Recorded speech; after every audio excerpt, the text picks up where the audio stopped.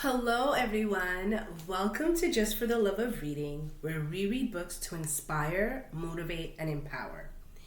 Today's book in our book club series is titled Acceleration by Graham Mcnamee. This novel falls into the following genres: young adult mystery, thriller, fiction, teen suspense, and crime. This novel takes place in Toronto, Ontario, in an area in the Greater Toronto Area known as the Jungle. Now let's get into the characters of the novel. Our novel's protagonist is Duncan. Vinny and Wayne are Duncan's closest friends. Jacob is the man that Duncan works at his summer job. Duncan's mother, Duncan's father, and Roach, also known as Scott Weber, and he is our novel's antagonist. So let's dive a little bit into the characters of this novel. And I'm going to start with Vinny. So as I mentioned before, Vinny is one of Duncan's closest friends. And Vinny can be described as the philosophical, passionate friend, right? He speaks what's in his mind. He says how he feels. He has a bunch of theories and beliefs, and he's not afraid to express them, even if his friends may not understand or get what he's saying. Vinny basically, before his parents divorced, he was living in a different neighborhood other than the Jungle. And when his parents divorced, him and his mom had to move.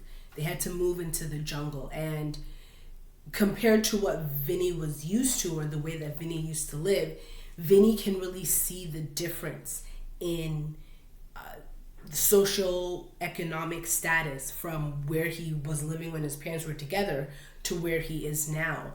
And so he's very passionate and speaks a lot about how, the system and how it treats those from lower social economic backgrounds, and he sees the difference in the lifestyle and the mentality of the people who live in the Jungle compared to the way he used to live before. Okay, Vinny can also be seen as the book smart friend, right? And he is the friend that Duncan actually goes to help him solve this mystery. Then we have Wayne. Wayne can be seen as the street smart friend, right? He is the one that wants a better life for himself, right? He really is keen on making money the best way that he knows how. So Wayne has a part-time job, and he works at some food restaurant, and he hates it there, right? But it's a way for him to make money. And Wayne's motto is a minimum wage means minimum effort, right? So he doesn't like where he works. He's aware that the pay is not that great. And basically he doesn't really put a lot of effort into the job that he has. Another thing to know about Wayne is that, as I mentioned before, he's really focused on making a lot of money. And so he is involved in some questionable activities and has been known to do things in that way, right? Illegal things, theft, and things to that nature. And so he's all about making money, but making it by any means necessary. So that would be Wayne. And Wayne also, again, he's one of Duncan's closest friends. So he also helps Duncan in a way with this mystery that Duncan has to solve. Next, there's Jacob. Jacob is a man that works at the same place that Duncan has gained a summer employment at. And what we know about Jacob is that, he doesn't talk, he doesn't say much to Duncan at all. And he lost his wife. I believe his wife was ill, and she passed away. And so Jacob just doesn't really talk to Duncan, right? He's a man that keeps to himself and just does his job. We have Duncan's mother, right? And from what we know as the reader, she has a quest for knowledge, right? She's always trying to improve herself. I believe she's in school taking a course on just learning, right? So she's an individual who likes to learn, and she is a nurturing mother towards Duncan. They have a good relationship. Then we have Duncan's father. Duncan's father works the night shift printing catalogs at a printing plant, right? And so this job of Duncan's father has really affected his health. First of all, his livelihood, right?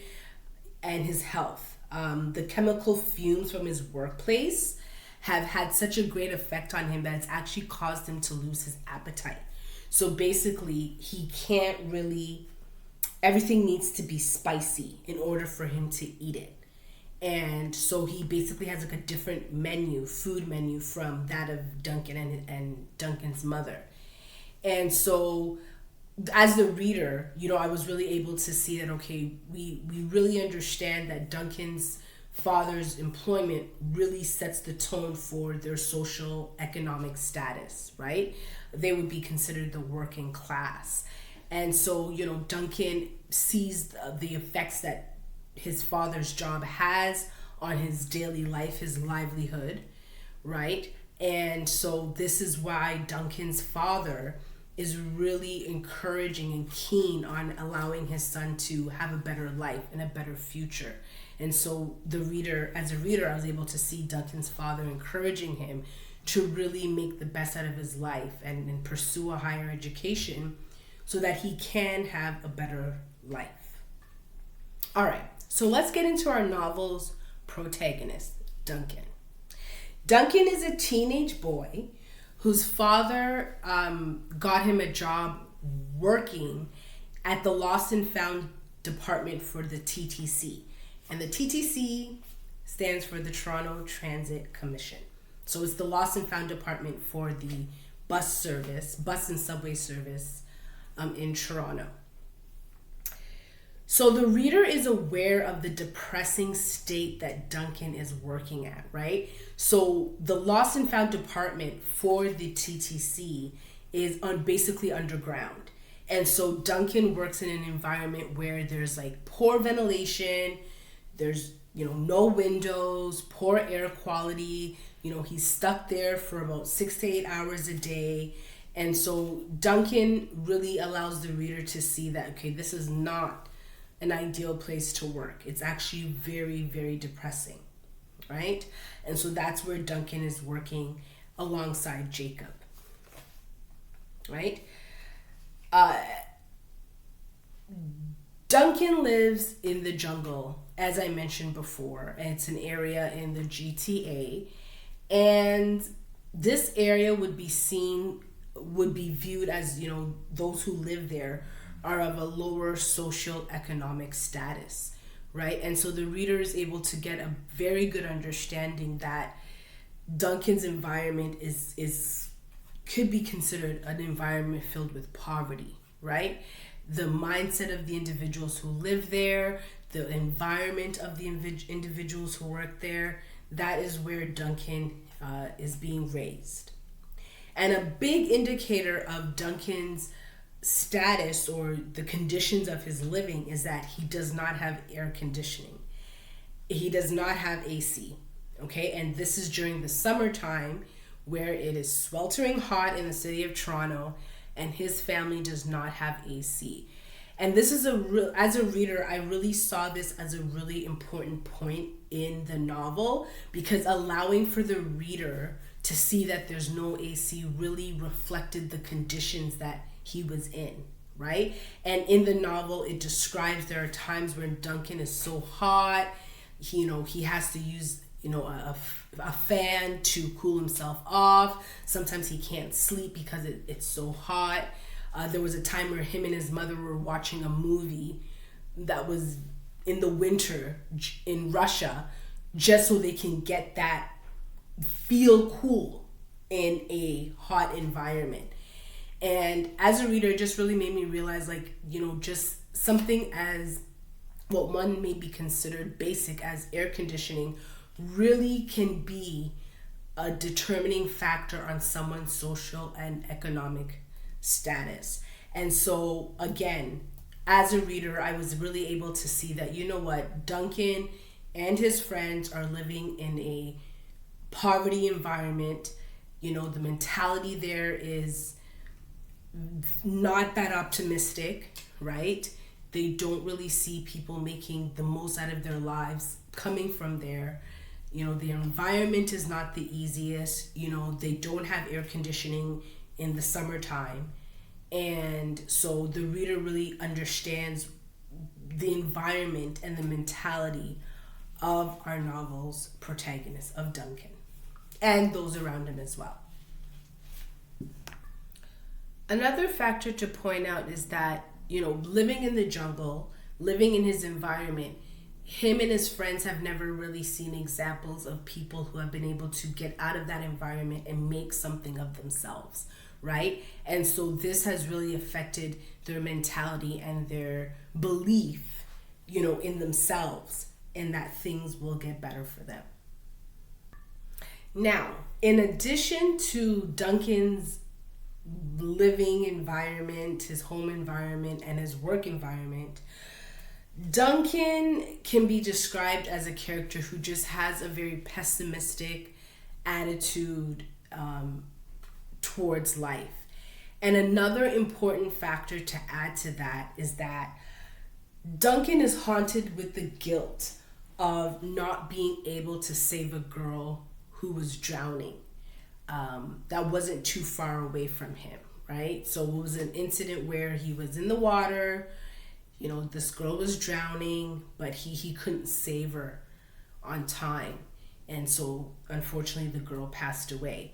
And this has been haunting Duncan's life for quite some time. I think within the novel it's been maybe a bit over a year, and it's been really haunting him, you know, to the point where he has nightmares and they continue to get worse.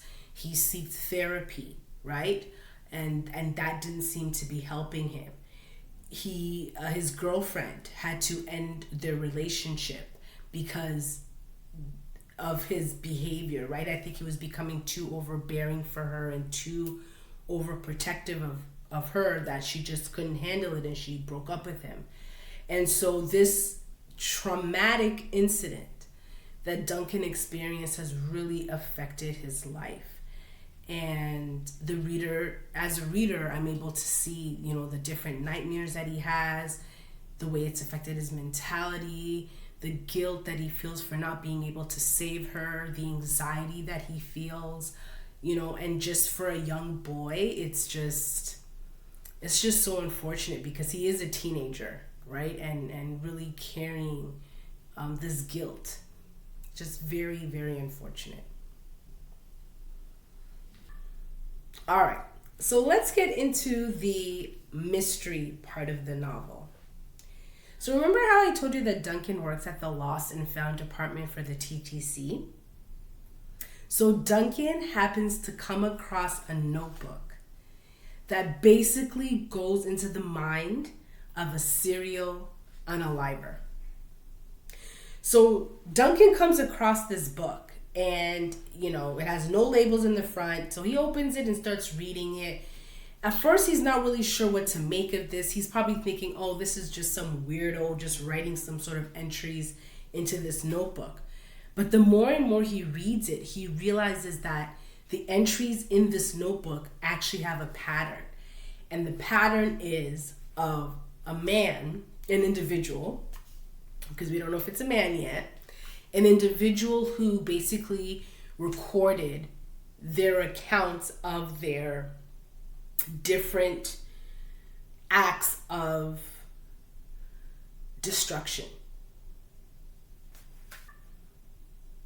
The more and more Duncan reads the contents in this notebook, the more he realizes that the writer of this notebook is on a spree to unalive people in his very own city. So the novel really centers on Duncan continuing to read the content in this notebook and really getting into the mind of this individual who has a quest to unalive those, in his city.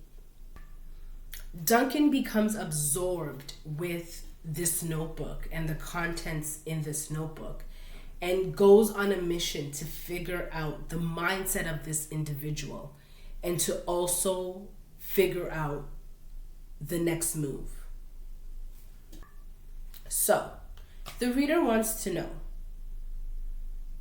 will Duncan find the owner of this notebook and find the serial unaliver before it's too late? And will Duncan ever recover from the trauma and the guilt that he feels from not being able to save the girl that drowned? So as a reader, 3 things that really stood out to me are poverty mentality,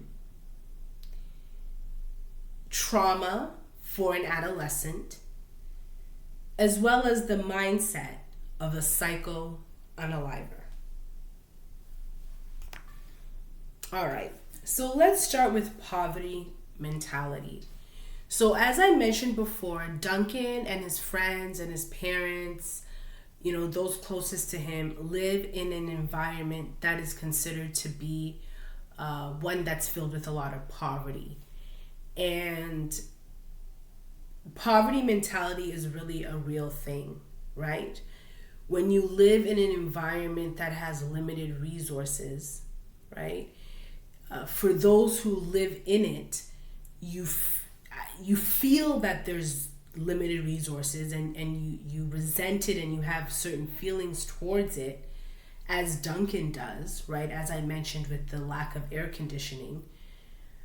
But for individuals like Vinny, who have lived in other places and now are living in a place of lower social economic status, you really see the way in which it affects individuals and the way in which they think, right? Poverty mentality is so dangerous because it allows for the people who live there to believe that what they see around them is all that's available. And it affects the way in which people behave. It affects the way in which they progress in life. And the positive thing about this is that Duncan's father played a major role in his son's life by allowing him to see, you know what? I'm working at this job. I have the night shift.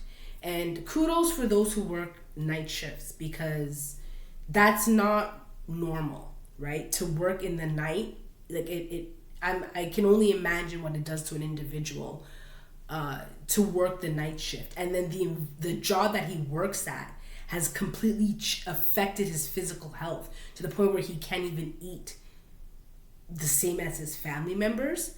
So Duncan's father, seeing this and living in this reality, is the reason why he's encouraging his son to get a better life, to go and get an education.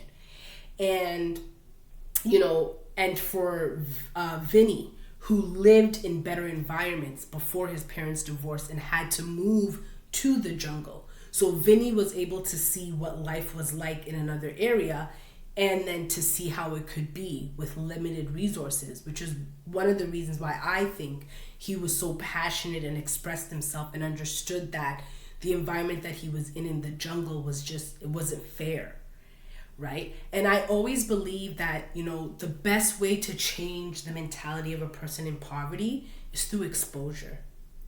Exposure will allow someone to see that your environment is not all that there is.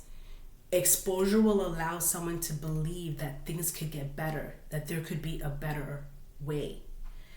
And so I think that's the best solution for a mentality, for any mentality, but in this case, we're talking about poverty mentality. I think that exposure is the best thing that could happen to anybody. And so, and I have to get back to the AC, to the air conditioning, right? It's something that seems so basic. It could be seen as so basic for those who do have air conditioning and the comfort that it brings, right? Especially on those hot days in the summer. But for someone such as Duncan and his family that does not have access to that, we see the way in which it affects his livelihood, his daily life, how bothersome it is, and that also is a level of poverty mentality, because they're just stuck in this situation without the resources that could help them. And so again, just to really comment on that, poverty mentality really affects the way that people think and feel, and it affects their level of belief in what they can be and what's available to them. And I say the best solution to anyone with a poverty mentality is to expose that individual to different things for them to see that there are better opportunities out there. So now let's get into trauma, adolescent trauma, right?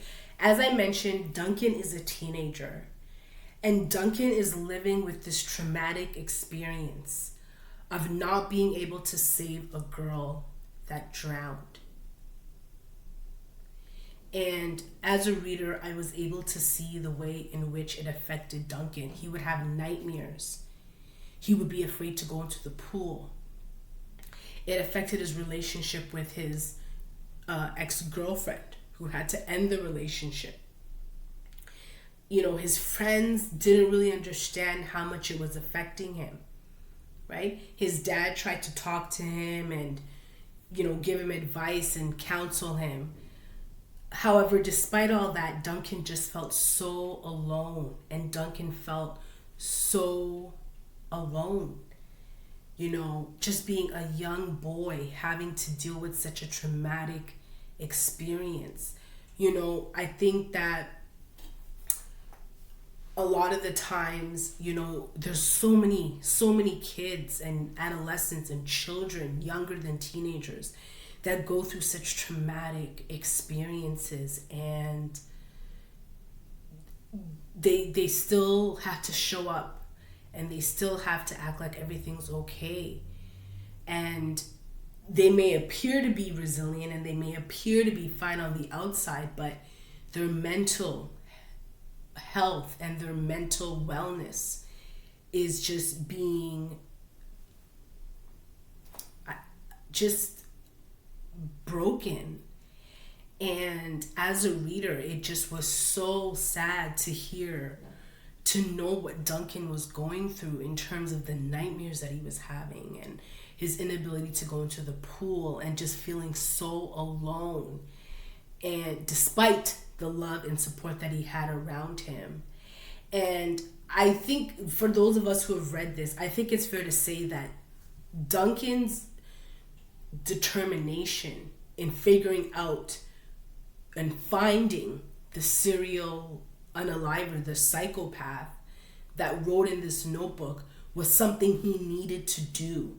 He needed to do this in order to redeem himself from the guilt that he felt for not saving the girl, from the anxiety that he's been facing every day as a result of this. Even his friends, after a while, Vinny couldn't understand why Duncan was so fixated on solving this mystery. But as a reader, I knew that it was because he needed something. He needed to atone for the guilt. He needed to make up for the fact that he couldn't save that girl. And knowing that he found a notebook with a serial unaliver roaming in the city, about to harm someone else, he just could not let that slide. And as the reader, we see he even went to the police. He went to the police and sought help. The police service didn't help him, and so he took matters into his own hands. And again, as adults, we have a responsibility to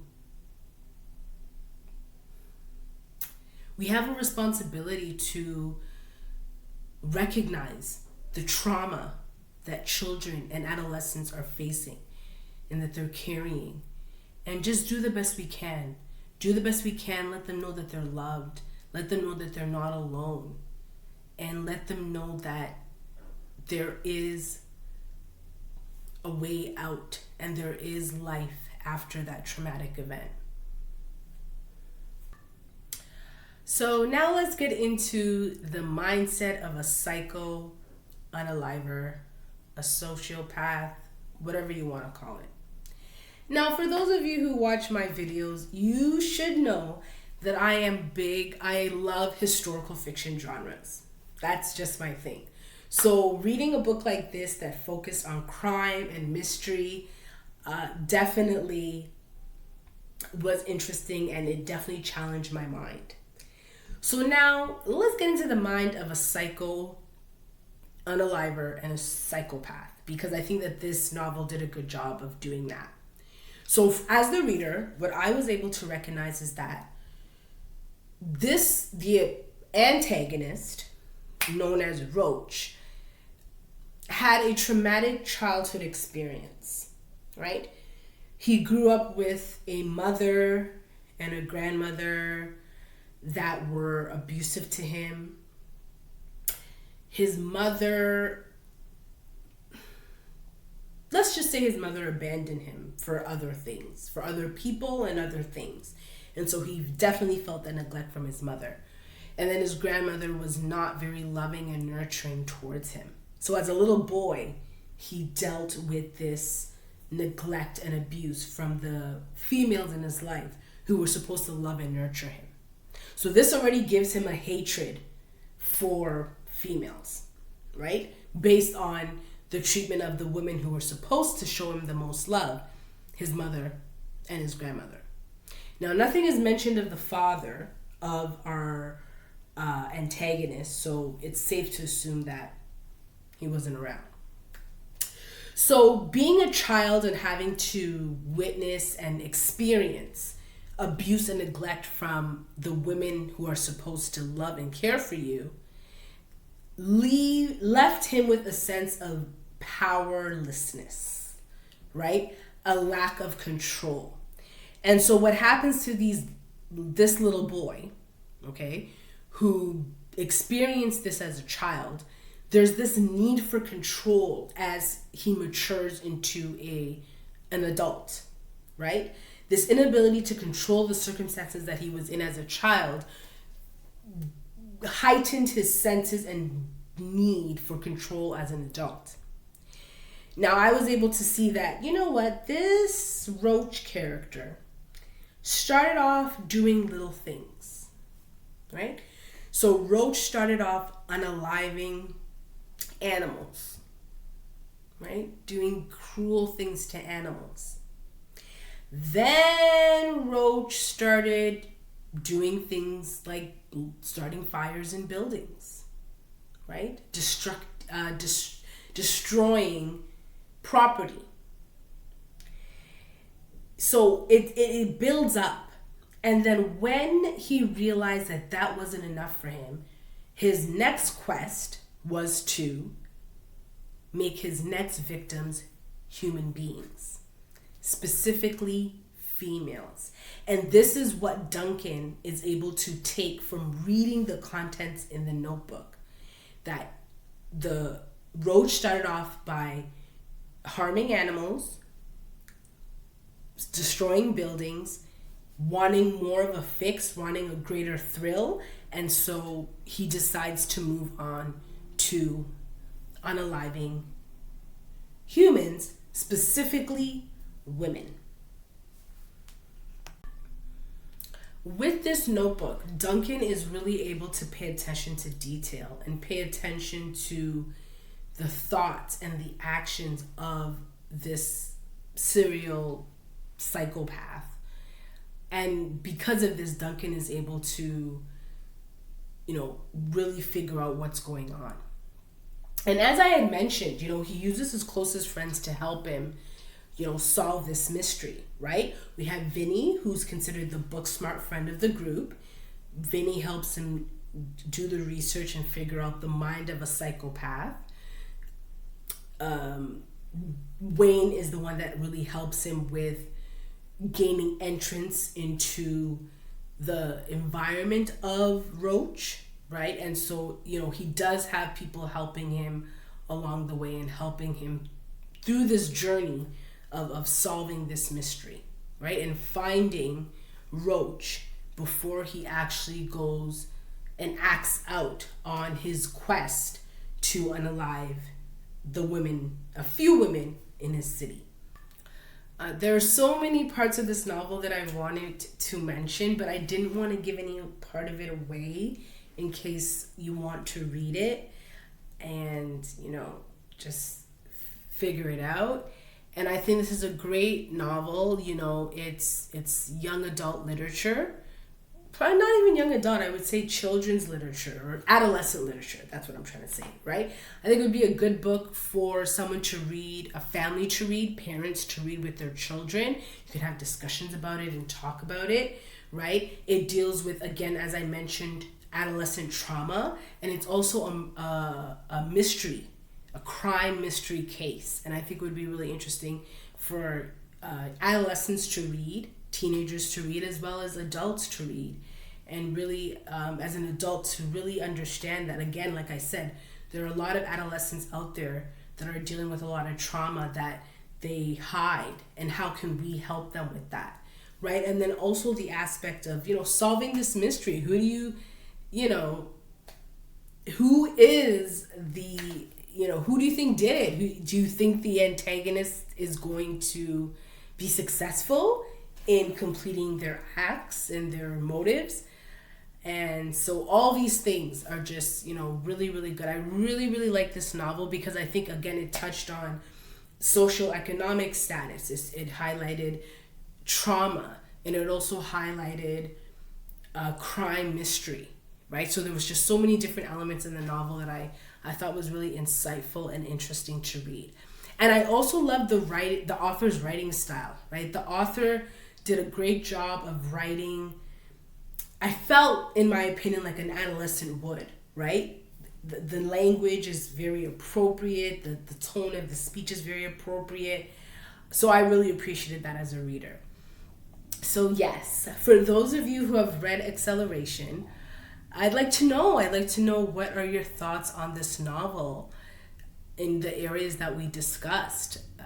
Who did you think was the individual who owned the notebook, right? What were your thoughts on him, and what were your thoughts on Duncan, his friends, his parents, their environment? What did you take from the novel? What stood out to you the most? I'd love to hear your thoughts below. Thank you so much for listening. Don't forget to like, comment, and subscribe, and I'll see you in the next one.